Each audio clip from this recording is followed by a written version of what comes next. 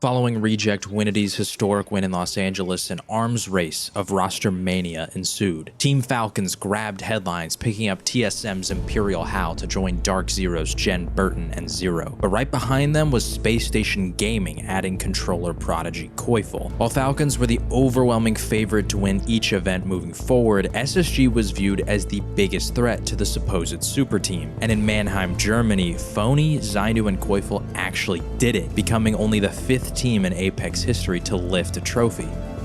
And then they dropped Phony.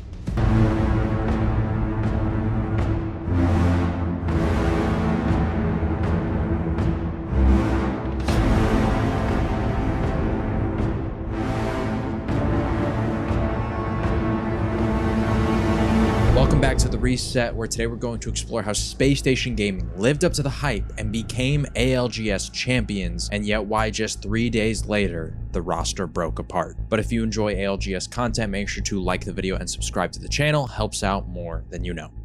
This roster can be traced back a year ago to one of the FaZe clan rosters I made a video about that featured Snipedown, Frex, and their IGL, Phony. Following back-to-back top 6 finishes to end year 3, the roster split apart as Phony and Frex became a duo leaving FaZe. They added on Zainu, a LAN champion with Dark Zero during the Split 2 playoffs in London, who had recently parted ways with DZ after a disappointing champs finish. This trio of Phony, Zainu, and Frex became a free agent roster known as PLP, but later were signed as Spacestation Gaming re-entered the competitive Apex scene. They managed to finish 7th in Pro League, qualifying for the Split 1 playoffs in Los Angeles. And at that very LAN, they made it to the finals lobby, but failed to make much of a statement, finishing outside of the top 10 in 6 of their 8 games. They placed 13th overall, and after this, Frex was dropped. Phony and Zainu were certainly going to be one of the more popular free agent destinations, and they struck gold, bringing in controller prodigy Koifel. With this, they had one of the best controller duos in the world and arguably a top 5 IGL in the game. But despite this talent, this roster was overshadowed by the formation of Team Falcons. This team was a combination of the 2 dynasties that had run this game for the first 3 years of competition. And so although some were calling SSG another super team and arguing if any roster could steal the trophy from Falcons, it would be them, for SSG, the expectations were based on the potential of the roster, while for Falcons, it was based on proven results.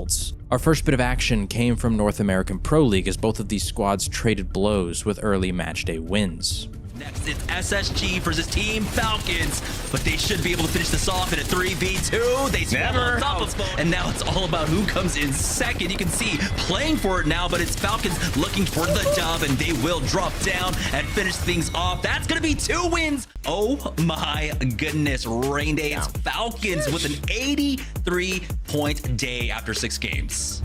Back into the fight comes Nocturnal. Gold Res gives NRG the chance to use this head peek over the hill. And we are just biding our time, healing to maximum if we can. A blood scan incoming. We'll give that information over to SSG. We're going to have to take an angle and into the final 2. Koi finds Reptar. Some trades come in. Way to separate these fights. Managed to avoid Furia somehow. We saw what Fuse can do in the hands of an enemy. And I want to see more from SSG, but Furia, they jump down. Madness falls.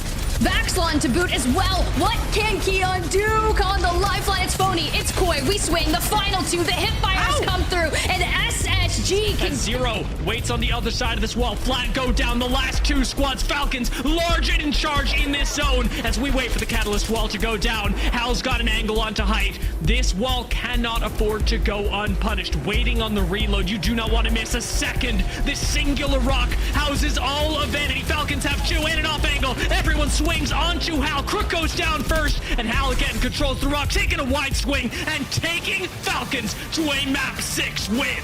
We've been waiting for the moment. Did Falcons do enough, or did SSG hold on? Here's your series results for match day 2. 59 points is the winning total. Team Falcons, with a massive game, do not do enough to take first place yet again, but they will be second. Team Falcons, so close. They look so good all day, though, man. They go 1st and 2nd on the split this weekend. SSG go 3rd and 1st this weekend, man. Dominant performance by both of these squads.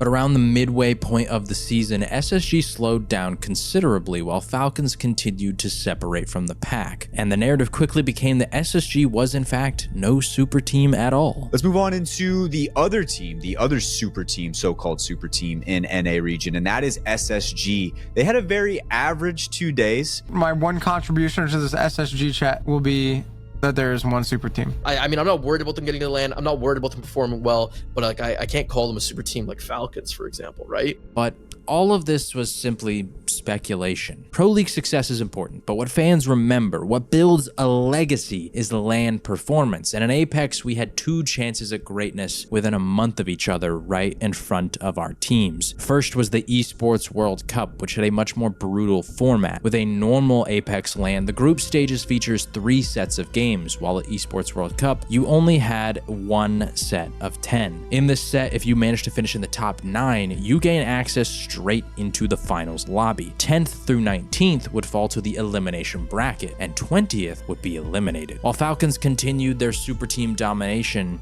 SSG looked off. In their first appearance on LAN, this team was simply trying to avoid immediate elimination in the final few games. Inside in this next zone. By the way, Spacestation Gaming have been eliminated. Another rough game for them. And with that performance, they fell to the losers bracket, and the brutal format continued. With 18 teams having already advanced to the finals from our 2 separate groups, we now have the remaining 20 squads fighting for the 2 spots left in the finals. And so we would have another set of 10 games in store, and there was little room for error with such a small margin for qualification. He could do something special here. SSG sliding in. They'll find the final Red Rams member. Verholz gets TSM into second, but surely this is just all SSG. Well, they're searching for him, and Verholz is saying, if you want me, you've got to come and find me. SSG accept the invitation, and maybe, just maybe, SSG have arrived. As SSG have held this position throughout the entire game here, and they have so much damage, so much domination, and they're into the top 2. Northampton eliminated, Howe eliminated as well, and SSG, anonymous, in the group stages, have stood up when it matters most. And we are learning so much about the mentality of this team. Sometimes it's been questioned, sometimes it's been doubted. But when the pressure was at its highest, Zainu gets that first knock, Zainu gets the second, and Kaifo will do it for SSG!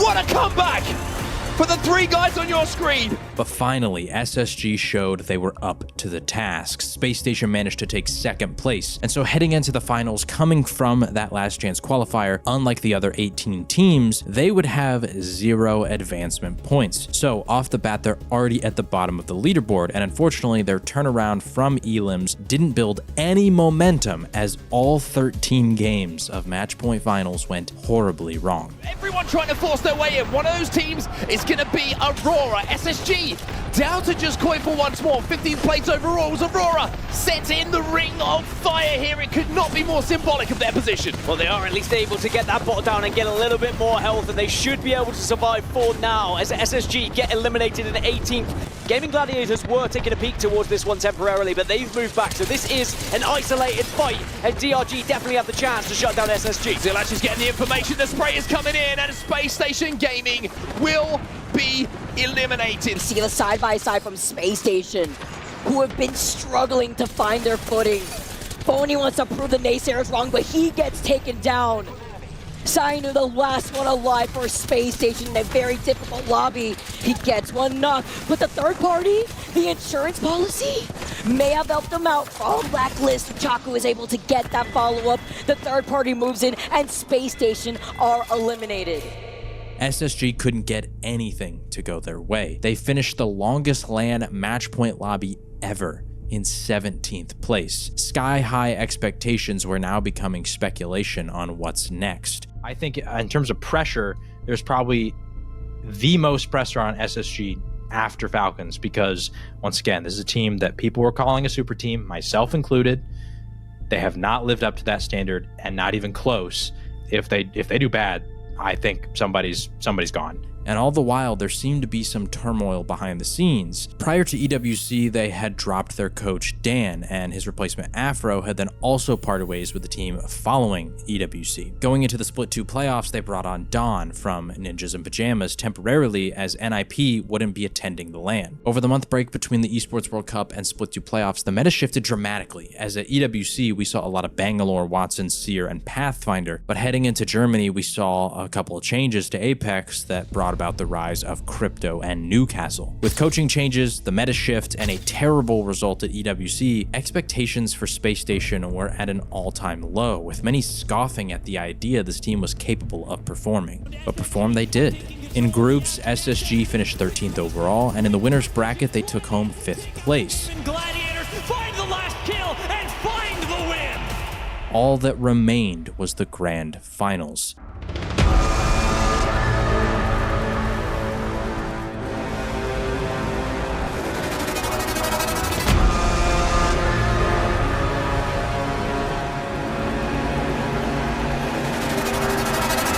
Championship Sunday has begun. In the POI draft, Space Station has selected a launch pad for Stormpoint, 8th overall, a POI that Phony is incredibly familiar with, having played it dating back to his times with FaZe Clan. In the second round, though, they take Landslide with the 28th overall pick, and this is far different from their typical playstyle they would have at their previous home, Climatizer. Climatizer is a POI that favors an edge playstyle. It's rather large, has a lot of loot, plus it's located in the top right corner of the map, so the amount of prio rotation available is rather low. Meanwhile, Landslide is the polar opposite. One of the smallest POIs in the game, you can loot it incredibly quickly and begin to move your team towards the eventual end zone. And with it being located in the dead center of the map, you have pretty easy rotations everywhere. Although Landslide is different from the standard edge playstyle SSG would tend to play, Phony as an IGL is one of the best at getting his team into power positions and then capitalizing on them. And with their pop-off set from neighboring POI Countdown at EWC, there is precedence for a good performance, but disaster strikes.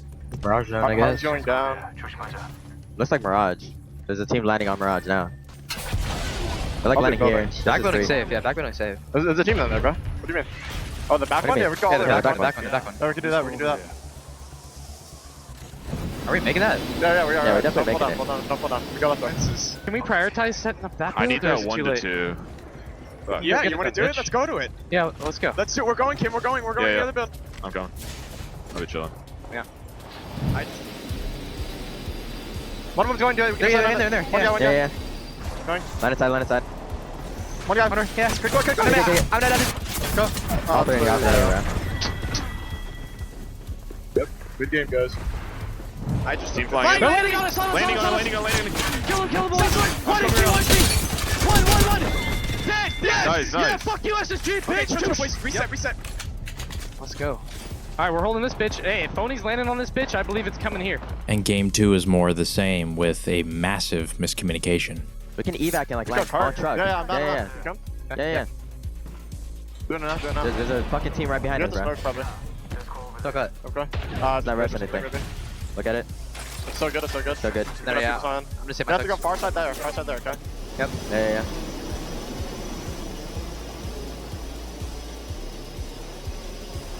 I'm landing on the right side. Yep. Landing on the far side. They broke our. I'm just going in this side. Yes, that's fine. Let's team in here. There's a team in there. Yeah, bro. Shot. Wait, bottom. Yeah, get back to you. Yeah. Just shot. I'll be there. Give me a sec. You have smoke? Yeah, I smoke already. Fine, play your game. You have smoke right there. You guys. Yeah. That's us. You have Moby? Yeah, I'm OB. Okay, yeah, we can reset this. They, shield. Another nade. Keep blocking. Shield. Bro, how does that keep happening? Why'd you guys land there? I said truck. You picked the truck. I'm the truck.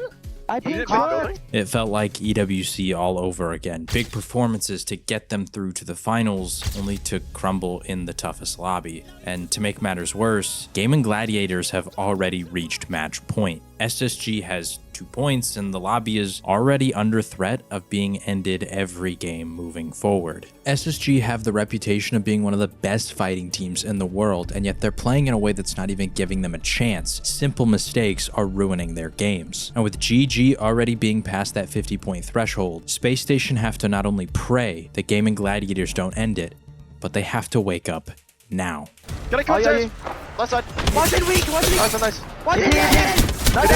Reset. That's all. There's a behind you, boys. There you go. Just get full. Got it. Nice. Look at left. Winning up. One. Nice. Walking out. Go. Nice. There's. On the back. All you. One. Coming. SSG has finally caught their rhythm. 15 points. They still have a long way to go. And once again, Gaming Gladiators could end the lobby at any moment. But this could be the jumpstart that they need. And best of all, they were one of the teams that contributed to GG going down. In game number 5, SSG picks up another 7 points, but we've got a scare as Gaming Gladiators have made it into a top 3. Calm before the storm. The Newcastle, though! Gaming Gladiators need to finish this fight quickly. They push in with the Newcastle wall. That is the green light for NRG to come up behind them for free. Gaming Gladiators didn't know with NRG coming up behind them. That is a lackluster information from not having a crypto drone. Blast gets the wall off, but Lufka is not going to be able to get the res onto Lights. He gets finished. Alliance go up against NRG. I don't think GG can pull this back. They didn't have to jump that early. Now that is Alliance who have taken the height. NRG stuck in between both squads. Are you kidding me? Gaming Gladiators, they originally have height and now have swapped places, but it's still doable. Blast, Lufka, only up to Lufka. He's the only one left to keep the dreams alive, and we're going to more Apex. Gaming Gladiators get eliminated. Luckily for SSG, Alliance clutches up, making sure the Gaming Gladiators cannot end this lobby. The only problem is that after that win and the next game, Game 6, Alliance have now joined Gaming Gladiators as the only 2 teams on match point. But SSG are inching ever closer. In Game 6, they also picked up a big 13 points. Blast will get the wall down, which is going to allow the line of sight to be denied. He gets him away. It's a beautiful use, but no! There's a flank coming in, and welcome to the party! Spacestation Gaming. Lufka tries to stick the res, but he won't be able to, and GG are gone. Both 2 teams already having crossed the 50-point threshold and 5 sitting above them on the overall leaderboard, Spacestation has to keep pace. If too many squads reach match point before they do, the likelihood of the lobby ending only grows that much larger. Spacestation has to ensure that they are inside of that group so they can control their own destiny. And so into Game 7 we go, and the circle might have just given Spacestation the golden opportunity they're looking for, as it's going to be ending right outside of Launchpad. It's like a decent zone. It's like South Barometer or Coastal. We should go Devastated if we can really quick.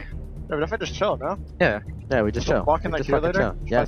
We just play for this fucking height. It's going to end between Devastated Coast and Echo HQ. Because of this, they can post up in Devastated on the height, gatekeep teams from entering from the northeast, and walk in late game. Now, with this nearby zone, Spacestation could play one of the core foundational aspects of Battle Royales, which is sitting on the dead side of zone. When it comes to every single circle, there is an eventual God spot that is clearly going to win the game, but for a large portion of the rings, this God spot is not a safe position to hold, as if you try to play it too early, you can die. And so this means the teams that have the easiest access to this position are the teams that are going to be sitting on the dead side of zone. Let's look at this example from last year's championship, in which TSM and Blackhand fight for the height. Everyone knows this is going to be the game-winning position based on where the circle is pulling and the geography around it. Meanwhile, when you look at the active side of zone, there are far too many teams here, and that's because this is where the most open space is. The teams on the dead side of zone can simply gatekeep squads and have to barely move throughout the game, as the positions they are holding are nearby where the circle is going to eventually end. So Spacestation can play the dead side of zone, but there are a few positions nearby where the zone is going to pull that are too risky to play early, so they're going to hang around the height of Devastated Coast.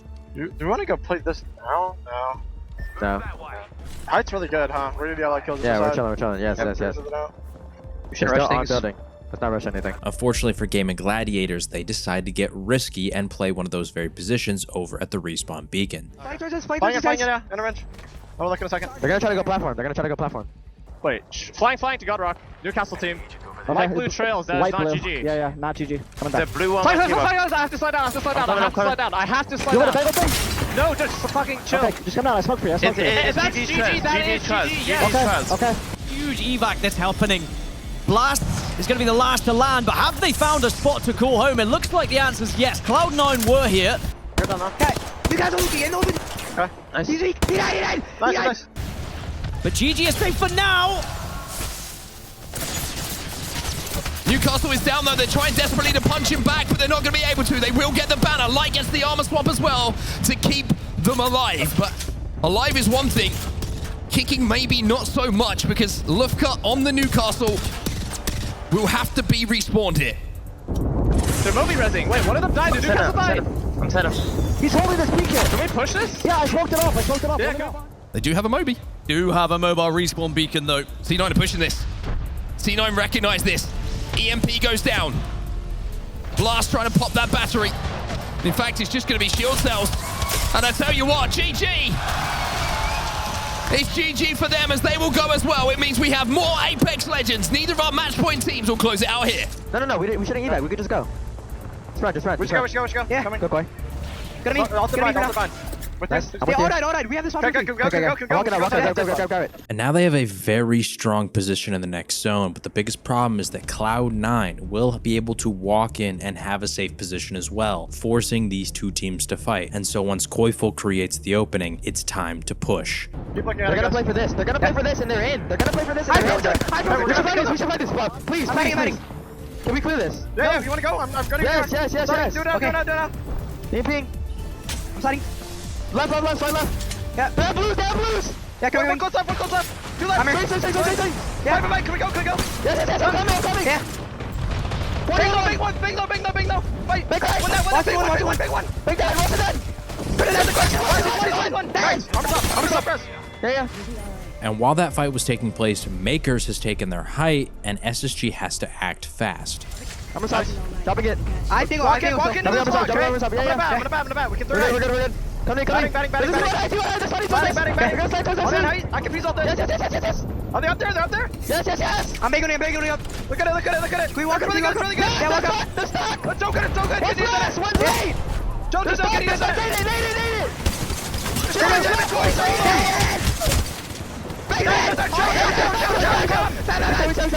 Everyone, Joe, we're good here.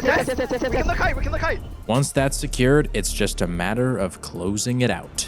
We're like hard chilling, guys. Yep. They're sliding off. They're stuck here. Looking. They're looking open. Yeah. Hitting it. Joe, we're really good here. Yeah, hold it. They're stuck there. I'm EMP late. Watch in the corner. One right. We can Right. Imping. Yeah. Really good. Good. You're doing. Wait, we're trying to get balls. Nice. Joe, look left. We're gonna get left. It's 2 men. Running in open. Big one. I can't see him. He's under the gunner. That's your girls. High. Look right. One died. They're not Fight. Yeah. Big back. Nice. Reunite. Let's get you. Triple side you. We got that. Nice. Look at Newcastle reloading. Crack the one. On me. One. Let's go. Time shit. SSG's understanding of space and the timing to clear it out was perfect in this game. Koiful was just elite at creating openings, Phony's information and calls on what to prioritize was on point, and Zainu is showing some really strong micro calls when it comes to pacing and positioning. And so Spacestation gets a 25-point win, rocketing them up the leaderboard to second place overall at 62 points, officially reaching match point. A win now could secure them the trophy, but alongside them sits Game & Gladiators, Alliance, Fnatic, NRG, and Guild. Game 8 sees Not Moist and TSM joining these squads on match point, and then Game 9 sees VK Gaming, Bleed Esports, and Liquid Alienware crossing that threshold as well. 11 teams have now reached match point. Over half the lobby has a chance to end it, and so into Game 10 we go. I have hammer Mosin. I need another Mosin. I got one. Oh my gosh. Bring another one. This is the fucking game. I got a hammer on Mosin. He's like, we won. Oh yeah, that's all we fucking need. Of course, we are on World's Edge, which means SSG is playing from Landslide, and as we discussed earlier, this POI lacks loot quantity, so they're going to be rotating pretty quickly to play a zone-oriented playstyle. Because of this, that means they're going to be dropping Fuse in favor of Watson to help out with defensive positions, and also help save the limited amount of cells and bats they can get by using Watson's ultimate to regen shields. And maybe most importantly, Watson also allows for them to hit ring console immediately. With Fuse, you can get the blue perk to allow you to hit ring console, but obviously you gotta get blue first. Watson, that's built in as a controller character. The zone is going to be pulling into Skyhook, which means they have a pretty easy rotate into the POI. And because of this, they get to choose one of the best spots, and so they decide to take the 5-story respawn beacon building in order to allow them to have flexibility depending on where the end zone could pull. You wanna play for diner? I'm gonna get 5-story, right? Yeah, I think we go 5-star, but I don't think left one. I think like this one. Go. Yeah. I have a smoke. Fucking right. Number 6. Play here. Set up there, floor. Now, crucially, while this is happening, one of the spots that SSG is pivoting to potentially play actually gets taken up by Furia incredibly early. Do we want to play for underneath here? You could just evac in as well. We just evac then. I'm popping it.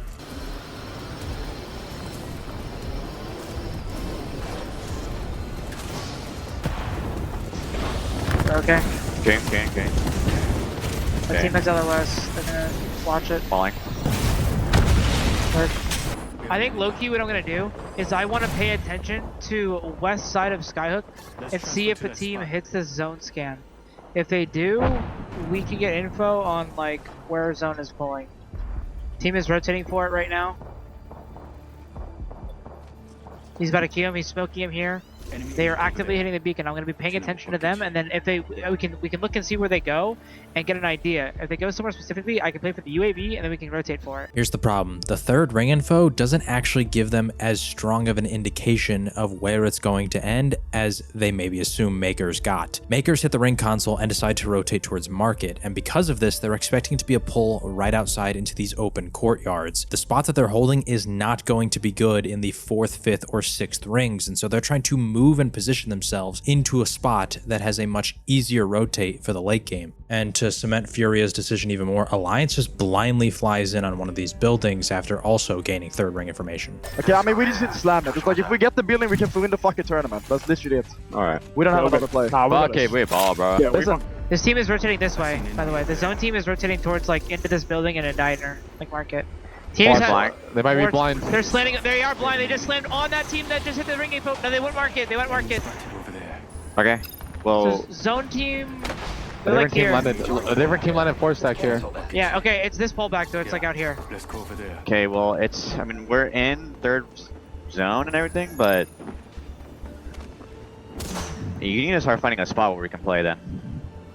Because this is just death. These 2 courtyards are death. What about this building here? The only thing I could say is, like, playing into here. We'll decide as soon as we actually see the zone info. Because for all we know, they might have just literally like. It's 2 teams at 3rd. I promise you, it's this. Can you path tip to it? We can go take the building. Is there a team in the building? No, there's not. That's why I was saying we should take this building. I think. Yeah, let's do that. That's our micro. Let's go. Path tip to this building. One of them over there. Going. This team just zipped to this building. And this leaves the spot that they were holding completely vacant. But then comes the crucial rotate. Ring 4 is closing and SSG are not in, and Zainu steps up and makes a big call. I guess down. Okay, we're not in. Yeah, we literally just have to do this walk-in. We drop and like play in the air? Definitely just do it, right? Yeah, we literally have to just play under here. That guy's gonna smoke out and try to look for us with charge on the cross. Yep. We have to just drop, get in that corner, and I'm gonna gen. Yeah. We can craft a battery quick. We have to go from height. We have to go from height though, guys. Okay. Wait, there's somebody going. There's the whole team going for it. Okay. Wait, 2 man. That's a 2 man, I think. Yeah, we have it's to definitely 2 man. Yeah, and there's a full squad underneath us. Okay, you need to set it like right there, and we just EMP run at them. Okay, I think we have to. There's a team underneath us too. Okay, fine though. You need to set it right here. We just slide jump off and kill them. Yeah. And we slide to the tractor and we play this left side tractor. Yeah, you ready? I'm ready. Okay. You need smoke. You guys ready? I'm gonna follow your path. Yeah. 3, 2, 1, go. Set it up. Yeah. I did. Set it off. They're going east. Yeah. Crack. Come. Get corner. Come. Okay, we're good. Nice. Just another example of Zainu making a lot of really impressive micro calls. They're in the next zone and somehow manage to go completely unnoticed. Their biggest threats are all from the southwest, but Makers ends up fighting TSM for the north, while Dreamfire and Liquid fight prior to rotating, allowing Alliance to third party. All of this clears SSG's side, and then Alliance, the only team left on that edge, ends up taking the balcony above them to play outside of complexity. Unfortunately though for Alliance, this is going to hurt them in a massive way, as Hawkus gets cracked while peeking Cole inside the tower. He moves for an armor swap on the boxes of the team that they had just wiped. Nearby is the zipline they had just placed to reach this spot, and while attempting to loot, Hawkus attaches to the zipline. Okay, come back here. I fucking stop. No way. Tyler, come here. Hold. Bang! Crack! Okay. Fight. I'm med killing. And while attempting to detach and flip back around to his team, he falls too far and ends up attaching to the zipline down below that Furia had originally placed to leave the very position that SSG is now holding, gift wrapping SSG a free piece of KP. I don't know. No. But the duo of Alliance managed to kill Complexity, making it so that only matchpoint teams are alive in this lobby except for one. E36 on the height has the chance to keep the lobby going, but instead, they dive bomb TSM from the top rope. And E36 have the crit. No! They're sending it on to TSM! TSM have to hold! Reps will go down! The hole's down! Snap, it's all up to you! Can you clutch for TSM as a solo? On the low ground for SSG, in a flashback to Zainu's first ever win with Dark Zero, all they have to do is keep a low profile, play their positioning, and close out the W. Broken. Look under. We're turning. Don't fight. Look. Yeah.